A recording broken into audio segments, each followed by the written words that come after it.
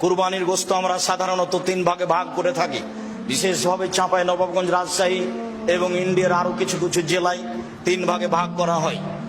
1-2 ভাগ নিয়ে আসা হয়, 1 ভাগ বিকালে মাথা পিছু ভাগ করে নেওয়া হয় গ্রামবাসী মিলে। আসলে এই পদ্ধতি হারাম না হলেও তা পছন্দনীয় নয়। আবার কোন কোন এলাকায় মানুষ হারে কিছু দিয়ে দেওয়া হয় আর সব নিয়ে চলে আসা হয়, এটাও ঠিক নয়। হ্যাঁ, 3টার পদ্ধতির মর্মে কোনো হাদিস সহি নেই। যে হাদিস এসেছে যে 3 ভাগের 1 ভাগ নিজে খাবে, 3 ভাগের 1 ভাগ গরিব প্রতিবেশীকে দিবে, আর 3 ভাগের 1 ভাগ ফকিরকে দিবে যারা ভিক্ষে চায়, মর্মে হাদিসটি মানুষের বানানো নিতান্তই জয়ীফ। কাজে এই হাদিসকে দলিল সামনে রেখে কুরবানির গোশত 3 ভাগে ভাগ করতে হবে এ কথা নয়। 3 ভাগ করলে নাজায়েজ হারাম হবে এ কথা নয়।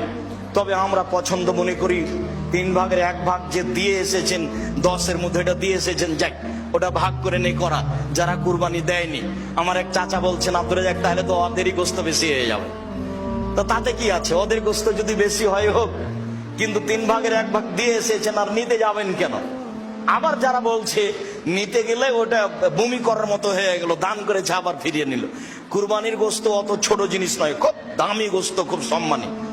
দিয়ে এসেছে আবার নিতে গেলে সেটা ওই বমন হয়ে গেল, এ কথা বলা যাবে না। কুরবানির গোশতের উপর এরকম কোনো মন্তব্য করা ঠিক নয়। কুরবানি যেমন খুব দামি পশু, কুরবানির গোশত তেমন দামি জিনিস।